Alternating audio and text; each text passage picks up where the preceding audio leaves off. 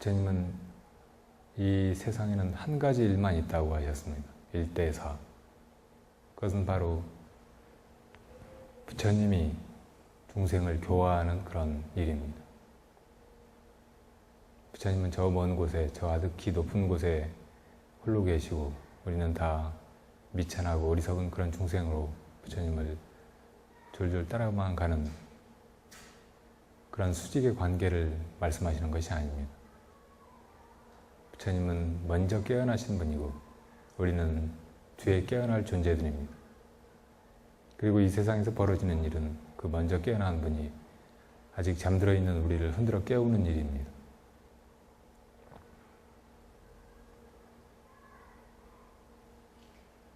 그러니까 우리가 이렇게 생사윤회의 길에서 덧없이 나고 죽고 하염없는 되풀이를 하고 있는 것 같지만 그 모든 길이 사실은 부처가 되어가는 그런 과정이고 결국 그 길 끝은 성불입니다.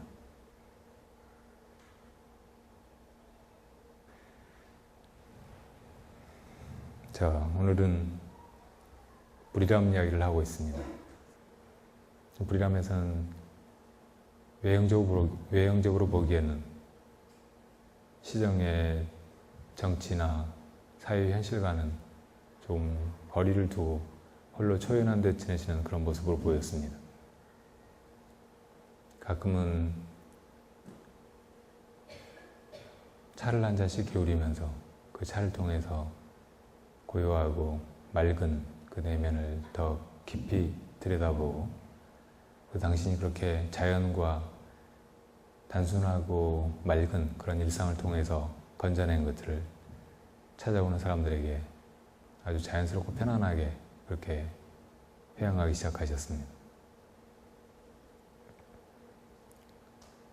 어떤 사람들은 스님이 유신체제하에서처럼 그렇게 현실에 참여하고 민주화 투쟁을 하지 않는 것을 두고 혼자 산속에 피해 들어가서 음풍농월하고 있다고 비난하기도 했습니다. 근데 반대로 스님이 현실에 뛰어들어서 말하고 글 쓰고 할 때에는 승가에서 스님들이 스님을 마치 무슨 병균에 감염된 사람처럼 보균자처럼 취급했다고 스님이 수리하셨습니다. 이 세상에 비난받지 않는 사람은 없습니다. 이렇게 하면 왜 그렇게 하느냐고 헐뜯고 비방하는 사람들이 생겨나고 또 다른 식으로 하면 저 사람은 왜 저런지 모르겠다고 또 외면하고 과시하는 사람들이 있게 마련입니다. 법정스님의 경우에도 스님이 살아가시는 그 스타일이나 또 그때그때 하신 결정이나 삶의 방향에 대해서 한쪽에서는 이렇게 말하고 또 다른 쪽에서는 저렇게 말하고 하는 일이 반복되어져. 근데 스님의 그 삶의 모습을 우리가 조금 더 잘 들여다보면 스님이 주위의 그런 평판이나 또 사람들의 그런 잣대에 조금도 영합하거나 노란하지 않고 아주 당당하게 당신의 길을 갔다는 것입니다. 많은 경우에 내 식대로 살아갈 뿐이다 라고 표현을 했습니다. 나중에 스님이 불이람에서 말년에 프랑스에서 주로 활동했던 방해자라는 여성 화백을 만났는데 그때 같이 왔던 스위스의 어떤 철학자가 이런저런 대화 끝에 다 좋은데 스님께서 이 산중에 혼자 살아가신다는 것이 이 세상에 어떤 의미가 있습니까? 하고 단도직입적인 그런 질문을 던졌습니다. 그때 스님은 나는 한 번도 내가 여기서 이렇게 살아가는 것이 다른 사람이나 세상에 어떤 영향을 미치는지 생각해 보지 않습니다. 다만 이렇게 내가 살아가다가 가끔 나를 들르는 사람들과 만나서 교감하고 대화를 나누고 하다가 그 사람들이 나를 통해서 마음이 가벼워지고 또 즐거워지고 그리고 뭔가 얻어서 행복해하는 그런 모습을 보면 아, 내가 이렇게 살아도 되는 것인가 보다 하고 생각합니다 라고 대답을 하셨습니다. 어떤 사람이 위대한 사람이고 아니고 이것들은 사실 지극히 세속적이고 천박한 평가이기가 쉽습니다. 법정 스님이 유명하고 또 수행자였고 또 산중에서 다른 사람들이 비슷하게 살기 어려운 그런 인생을 살았다고 해서 그분의 삶이 의미가 있고 그래서 우리가 그 삶을 배우려고 하는 것이 아닙니다. 우리가 그걸 하나의 모범으로 가장 옳은 정답처럼 생각해서 그렇게 살려고 한다면 우리 다 지금 머리 깎고 산속으로 떠나야 되죠. 그러나 우리는 다 저마다 자기 위치가 있고 자기 갈 길이 있고 자기다운 삶의 꽃이 있다는 것이죠. 그것을 돌아보기 위해서 지금 법정스님이라고 하는 이 인생에 어찌 보면 참 외롭고 참 고독하게 자기 길을 갔지만 그래도 거기서 당당함과 자기다움을 잃지 않았던 그분의 생애를 보고 있는 것입니다. 스님을 만나본 사람들은 다 스님에게서 아주 매력적이고 또 흠뻑 취하게 하는 그 당신다운 향기를 풍기셨고 누구나 다 스님처럼 그렇게 살고 싶어 하고 나도 할 수만 있다면 스님이 되고 싶다 혹은 산중에 살고 싶다 혹은 이렇게 뭐 밭이나 가꾸면서 차나 마시면서 살고 싶다 이런 생각을 하게 만들었으니까요. 스님이 그렇게 고독한 가운데서도 당신다운 삶을 일관되게 가시는데 비해서 우리가 약간 부족한 것이 있다면 어쩌면 다른 것이 아니고 우리가 우리 스스로에 대해서 또 우리 길에 대해서 확신을 다 못 가지고 있고 그래서 우리를 휩쓸고 가는 이 세상의 흐름에 우리를 그냥 맡겨서 표류하고 있다는 이런 차이일 것 같습니다. 스님이 쓰신 글 중에서 우리 조선 불교사의 큰 두 산봉우리 그러니까 서산 스님과 부유 스님의 존재를 비교하면서 쓰신 글이 있습니다.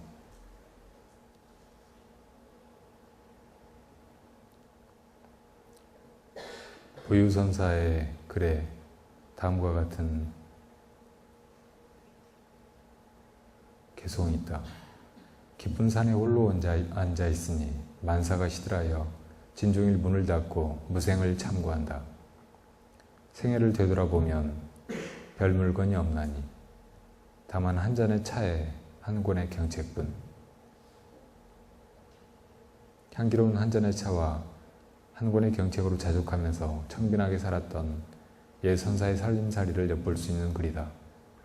73 나이로 지리산 칠불사에서 생애를 마치면서 남긴 선사의 임종기가 또 있다. 환상의 바다에 논 일기 70여 년. 오늘 아침 이 몸을 벗고 고향으로 돌아가네. 텅 비고 고요해서 아무것도 없으니 보리니 생산이 떠들지 말게. 숭광삽 이전에는 크고 작은 많은 비와 부도가 세워져 있다. 그 속에서 가장 조촐하게 만들어진 조그마한 부도가 하나 있는데 그것이 바로 부유선사의 부도다. 평소 선사의 청빈한 삶의 모습이 사후 그 제자들에 의해서 그대로 이어지고 있는 것이다. 돌이 되어 남아있는 이 부유선사의 모습을 대할 때마다 수행자의 삶이 어떠해야 하는지 죽은 후 참으로 남길 게 무엇인지를 생각하게 된다.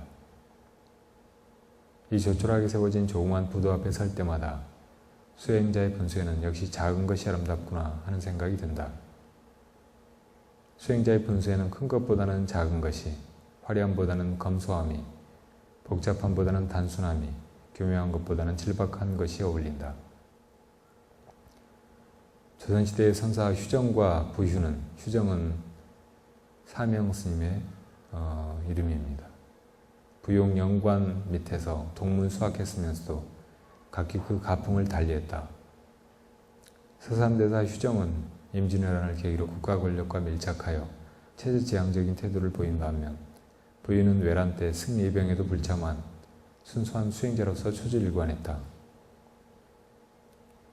배불의 유생들이 권력을 잡고 휘두르던 시절 체제의 비호를 받던 계열과 집권층의 비호 없이 사냐에 묻혀 순수하게 수도 정진에만 전념받은 처지와는 그 가풍이 다를 수밖에 없다.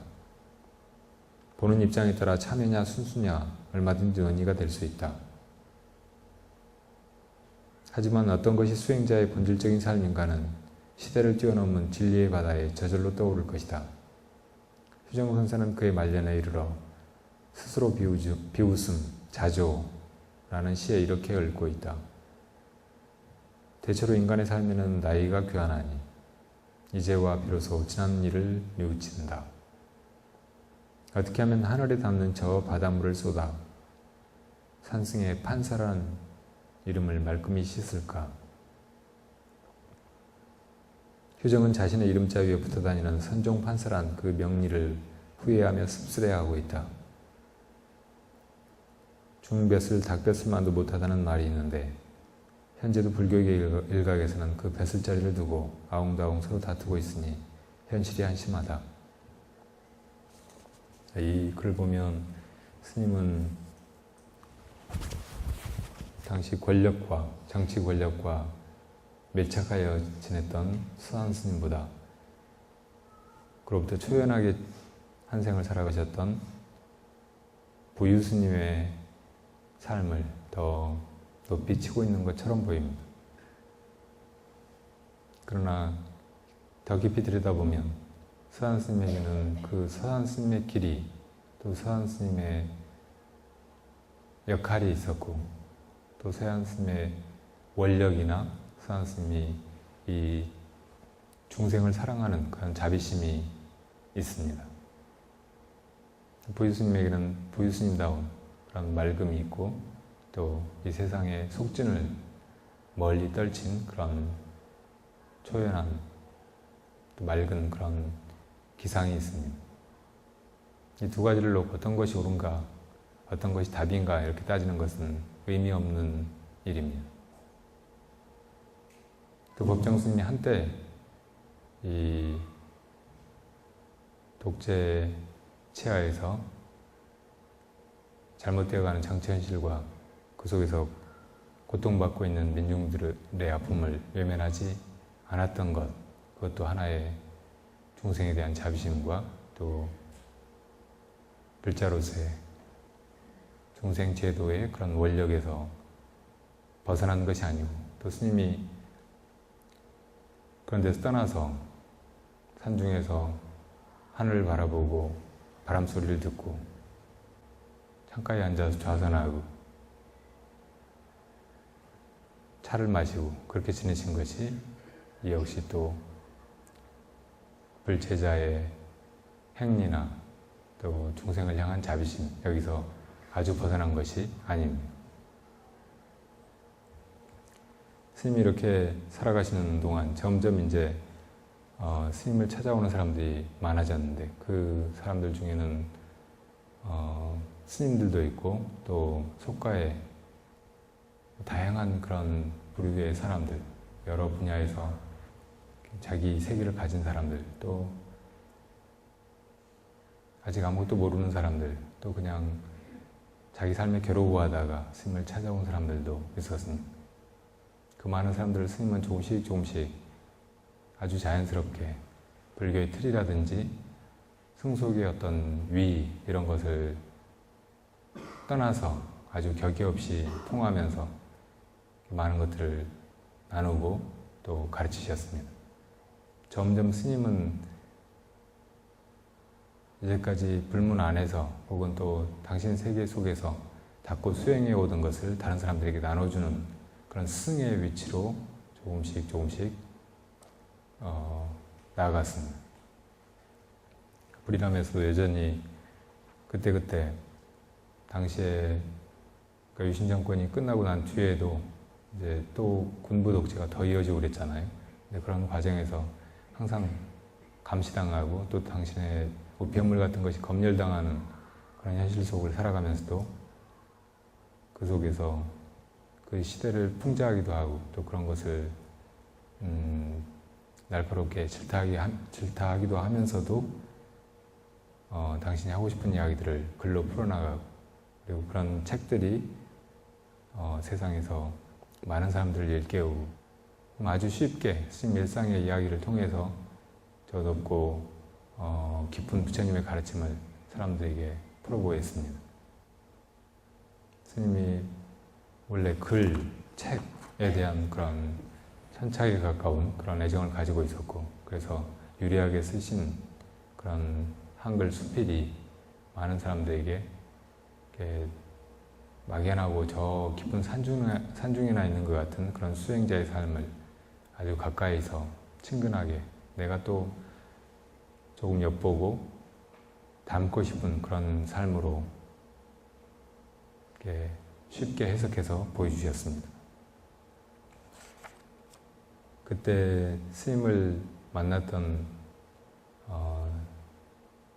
스님 제자들, 지난번에도 이제 많이 연루했지만 그 중에서 스님을 가까이 모셨던 사람들은 스님이 그때 아주 거침없고 당당하게 자기식으로, 또 심지어는 어떤 수행자의 틀이나 또 산중 스님의 어떤 그 삶의 양식 이런 데서도 벗어나서 아주 자유롭고 또 행복하게 사는 모습을 보고, 아, 죽는 것을 저렇게 즐겁게 할 수 있는 것이로구나 하고 많이 깨달았다고 하셨습니다.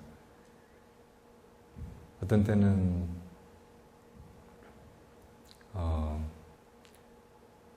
밖에 재미있는 책을 구해다 보기도 하고, 또 예술가들과의 교감 때문에 그렇기는 했겠지만 좋은 그림이나 또 좋은 글씨 같은 걸 방 안에 걸어놓고 즐기시기도 하고, 또 어떤 때는 바하나 베토벤의 음악을 아주 이렇게 재밌게 즐겁게 감상하시기도 하고, 스님이 원래 가지고 계셨던 그런 예술적인 안목이나 탁월한 감수성 때문에 스님은 그런 세계에 쉽게 이렇게 동화되고, 또 그런 아름다움을 아주 깊이 당신의 것으로 받아들여서 내면을 그렇게 풍성하고 조화롭게 가꾸고,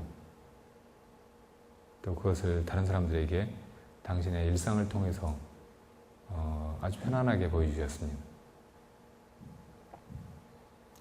그리고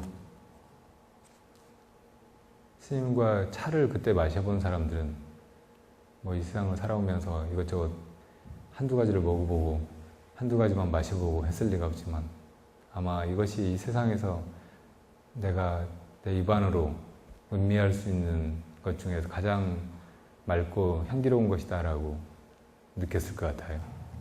처음에 불이람의 스님이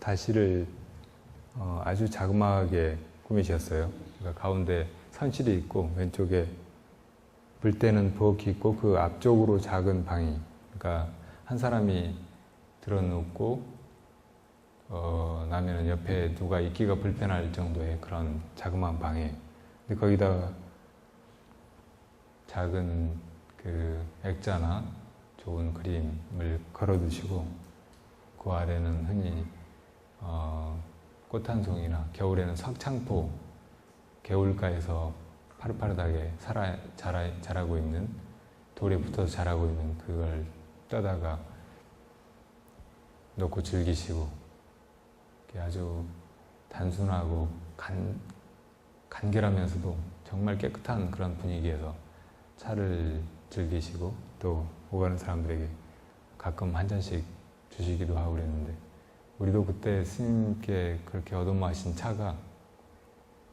그 뒤로는 다시 아무리 이렇게 해보고 저렇게 해보고 또 다른 분들에게서 그런 걸 예상하고 기대하면서 또 그 차 맛을 느껴보려고 해도 느낄 수가 없어요.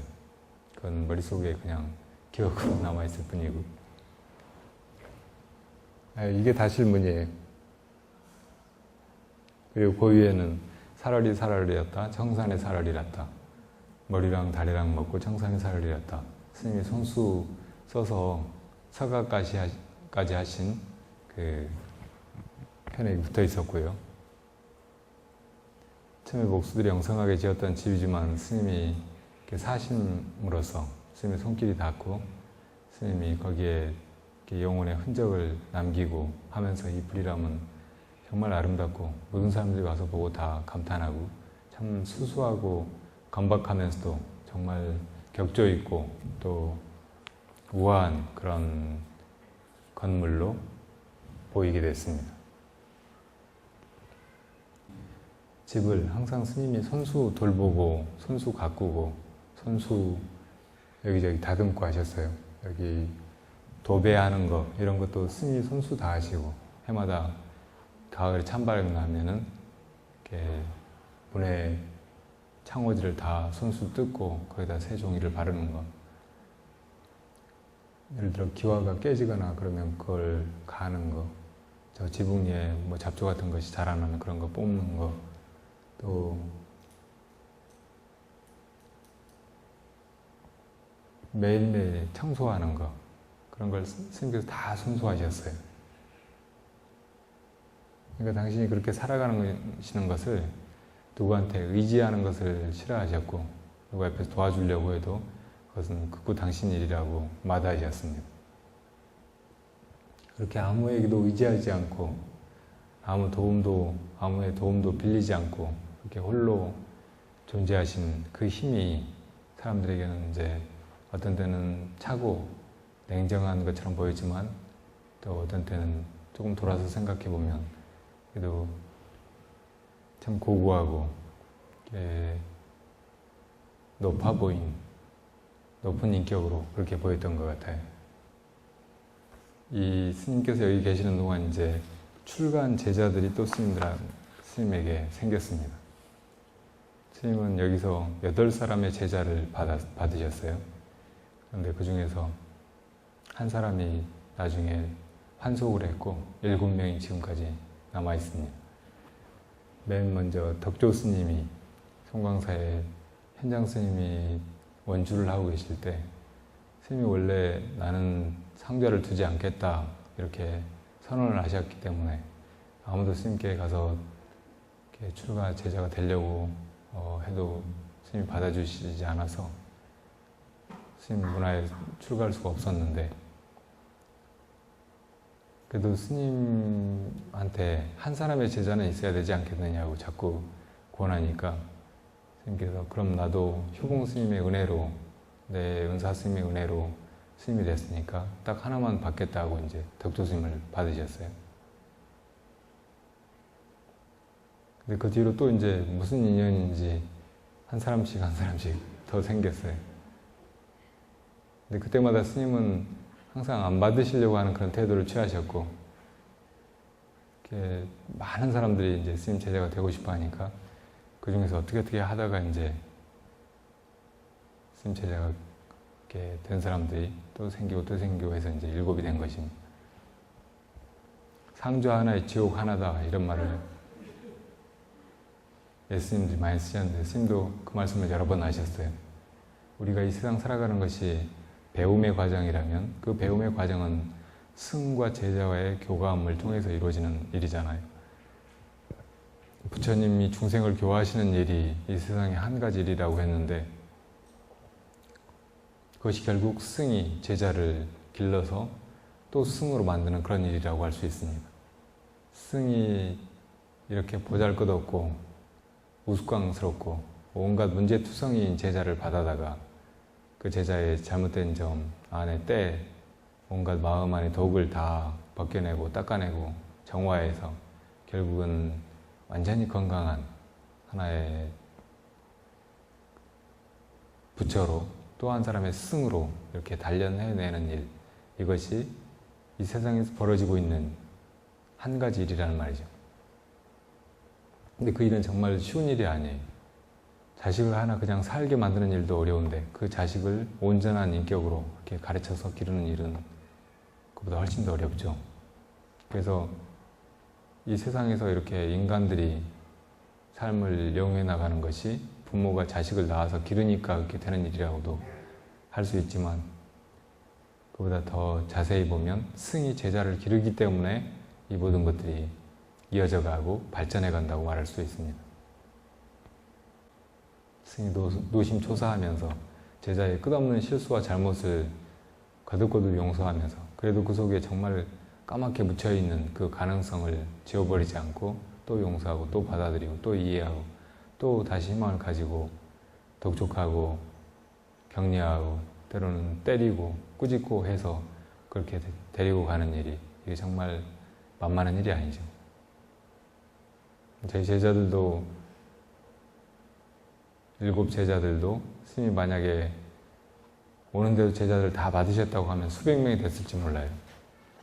아마 우리나라에서 제일 제자가 많은 스님이셨을지도 모릅니다. 근데 다 거절하고 그렇게 어떻게 하다 인연에 의해서 받아들인 그 제자들도 스님한테 정말 잘하고 충성하고 또 스님의 모든 가르침을 잘 받아들여서 잘 소화하고. 근데 이제 자식들이 커가지고 나중에 자기 자식을 놔보고서야 비로소 부모님이 나를 어떻게 키웠는지 또 부모님의 사랑이 얼마나 컸었던지를 실감한다고 하잖아요. 옛날에 부처님 당시에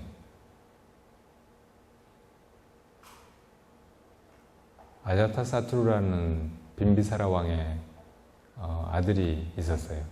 왕자였죠. 근데 부처님 교단에서 데바다타가 부처님을 시해하고 교단을 빼앗으려고 했던 것과 마찬가지로 아자타사투르는 태어나기 전에 점쟁이가 예언했던 대로 빈비사라 왕을 죽이고 왕위를 찬탈하려고 했어요. 그래서 왕을 감옥에다가 감금하고 아무도 거기다 음식물을 넣어주지 말라고 했어요. 그런데 모친이, 그러니까 왕비가 그 왕에게 몰래 다니면서 음식을 갖다 주는 걸 알고 나중에는 이제 거기 들어갈 때 몸을 검색하게 했어요. 그러니까 지혜로운 왕비가 궁리하다가 몸에 꿀을 바르고 들어가서 그 꿀을 왕이 먹고 생존하게 했어요. 겨우겨우 그렇게 목숨을 부지하고 있는데 어느 날 이 아자타사투르가 자기 갓 태어난 자식이 발가락이 골마서 발가락이 썩어 들어가는 거예요. 너무 이제 걱정스럽고 안타까워 하면서 그 발가락을 입으로 빨아서 그 종기에 고름을 짜내는 거예요. 그걸 보고 왕비가 눈물을 흘리면서 네가 어렸을 때 부왕께서도 너도 똑같이 이렇게 발가락이 골마가지고 괴로워하니까 네 발가락을 입에 빨아서 이렇게 고름을 빨아내셨다고 하는 말을 합니다. 그제서야 아자타사투르가 갑자기 막 눈물을 흘리면서 소리를 지르더니 누구든지 가서 지금 빈비사라 왕을 살려서 데리고 오는 사람이 있으면 크게 포상을 하겠다고 해요. 그래서 서둘러서 이제 신하들이 빈비사라 왕한테 가봤는데 그때 그 직전에 빈비사라 왕이 죽었어요. 그러니까 그렇게 우리가 내리사랑이라는 말을 하는데 위에서 부모님이나 스승에게서 받은 그런 사랑을 깨닫게 되는 것은 상당히 시간이 걸리는가 봐요. 한 번은 성철 스님에게 법정 스님이 찾아갔는데 그때 성철 스님으로부터 경허 스님과 경허 스님의 제자였던 망공 스님의 이야기를 듣습니다. 그 부분을 제가 읽어보고 스승이란 단순히 지식이나 정보 혹은 기술로의 전달자가 아니다. 제자가 지닌 좋은 덕성과 잠재력을 불러일으켜 자아를 실현할 수 있도록 끝없는 관심을 가지고 지키고 보살피고 때로는 채찍까지도 아끼지 말아야 한다. 그래서 제자로 하여금 스승의 새로운 분신이 되도록 해야 한다. 제자를 통해서 스승은 거듭 태어날 수 있다. 그러나 이런 일도 제자에 대한 사랑 없이는 불가능하다. 제자는 스승의 인격을 믿고 따르면서도 스승의 모방자가 되어서는 안 된다. 진리의 매개체인 그 스승을 통해 지적인 욕구를 채우면서 자신의 무한한 가능성을 일깨울 수 있어야 한다. 제자는 스승을 진심으로 존경하면서도 그 스승을 극복할 수 있어야 한다. 스승에게 붙잡히면 복사품이나 모방자이지 그 스승의 진정한 제자가 될 수 없다. 스승의 경지를 딛고 일어서 한 걸음 앞서야 비로소 그 스승의 은혜를 보답할 수 있을 것이다. 그러나 대부분의 사람들은 자기 자신의 설익은 에고의 벽에 갇혀 스승의 가르침을 받아들이려고 하지 않는다. 그렇기 때문에 구체적인 진실한 제자가 되지 못하고 수상적이고 표면적인 학생으로 겉들고 만다. 옛날의 학생들에게는 반드시 좋은 스승이 있었다. 그 스승이 진리를 깨우쳐주고 업을 이어주고 온갖 의혹을 풀어주었다. 며칠 전 해인사 100년암으로 성철 종종스님을 뵈러 갔었다. 올해 73살이신데도 수행자로서의 기상은 전이나 다름없이 팔팔하시다. 스님과 마주하고 있으면 기운이 솟는다. 그때 무슨 이야기 끝에 스승과 제자 사이의 신의에 대해서 이런 말씀을 하셨다.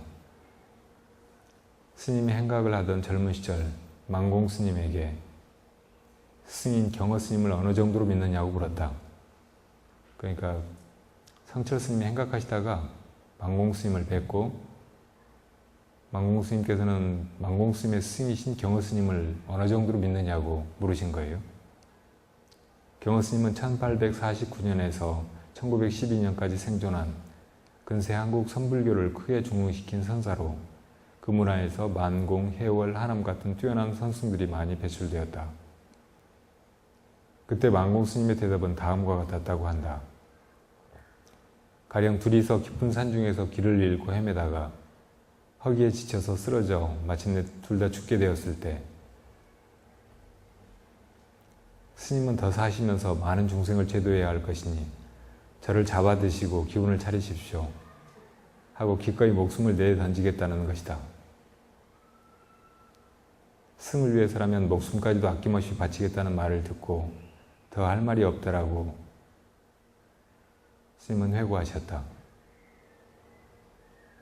그러면서 종종 스님은 이런 말을 덧붙이셨다. 그 스승은 능히 잡아먹을 사람이고 그 제자는 능히 잡아먹힐 사람이라고.